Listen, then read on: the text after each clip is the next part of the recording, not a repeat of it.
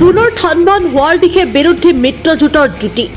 প্ৰাৰ্থী তালিকালৈ সাজু অখিল গগৈ 2026 বিধানসভা নিৰ্বাচনৰ প্ৰাকক্ষণত পুনৰবাৰ আউল লগাৰ দিশে বিৰোধী শিবিৰ জোৰাতাপলি মাৰি যিমানে বিৰোধী ঐক্য গঢ়াৰ চেষ্টা কৰে অখিলে কিন্তু থানবান হোৱাৰ দিশেহে আগবাঢ়ে বিৰোধী মিত্ৰজোঁটৰ জুতি কথাতে কথা আছে নহয় দাতাই দিলেও বিধাতাই নিদিয়ে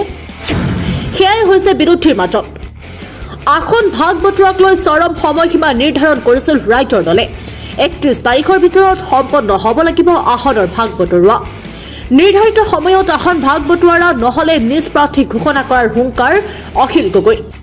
অসমৰ স্বাৰ্থ আৰু বিৰোধী ঐক্যৰ স্বাৰ্থ আমি ইতিমধ্যে ঘোষণা কৰিছোঁ আমাৰ সাধাৰণ পৰিষদে সেই ঘোষণা মঞ্জুৰ কৰিছে যে আমি ঐক্য হ'লে 20খন আসনতো আমি সন্তুষ্ট থাকিম আমি একেলগে যুদ্ধত নামিম এটা কথা হ'ল কি এই সিদ্ধান্তটো আমাৰ অতি সোনকালে হয় সময় একেবাৰে কম মাজত মাত্ৰ এটা মাহ সময় আছে গতিকে আমি আমাৰ দলৰ ফালৰ পৰা এই কথা স্পষ্ট কৰিব খোজোঁ যে 31 তাৰিখৰ ভিতৰত ভাগ বটোৱাৰা আসনৰ ভাগ বটোৱাৰা সম্পূৰ্ণ কৰিব লাগে 31 জানুৱাৰীলৈকে মাজত মাত্ৰ 2টা দিন তেনে অৱস্থাত কিদৰে সম্ভৱ হ'ব বিৰোধীৰ আসন ভাগ বটোৱাৰা বিৰোধীৰ আসন ভাগ বটোৱাৰা কৰিবলৈ বিগ ব্ৰাদাৰ কংগ্ৰেছক বহুবাৰ আহ্বান জনাইছিল অখিল গগৈ কিন্তু অখিল গগৈৰ আহ্বানক গুৰুত্বহীন কৰি এবাৰলৈও আলোচনাৰ সঁহাৰি নাই গৌৰৱ গগৈ তেনে সময়ত কিদৰে আগন্তুক 4 দিনত সম্ভৱ হ'ব কংগ্ৰেছ ৰাইজৰ দলৰ মিত্ৰতা ইমানেই নহয় ৰাইজৰ দলে বিচৰা ধৰণে আসন দিব লাগিব কংগ্ৰেছে কিমান সমষ্টিত প্ৰতিদ্বন্দ্বিতা কৰে সেয়া কংগ্ৰেছৰ বিষয় যিমান সমষ্টিত প্ৰতিদ্বন্দ্বিতা কৰিলেও বিচৰা আসন লাগিব ৰাইজৰ দলক এক প্ৰকাৰ বিৰোধীৰ আসন ভাগ বটোৱাৰাৰ পূৰ্বেই প্ৰদেশ কংগ্ৰেছৰ সভাপতি গৌৰৱ গগৈ হুংকাৰ দিলে অখিল গগৈ পিছে ৰাইজৰ দলৰ এনে আহ্বানৰ প্ৰতি কিমান সঁহাৰি জনাব সেয়া সময়ত হ'ব স্পষ্ট নে অখিলৰ চৰ্ত গ্ৰহণ কৰিব নোৱাৰিলে ভংগ হ'ব অখিল লুৰিণ গৌৰৱৰ মিত্ৰতা সেয়াহে হ'ব লক্ষণীয়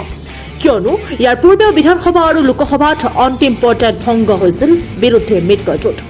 আৰু এই ক্ষেত্ৰত বাধাৰ সৃষ্টি কৰিছে মূল বিৰোধী দল বুলি আমি যাক কওঁ সেই দলটোৱে কাৰণ তেওঁলোকে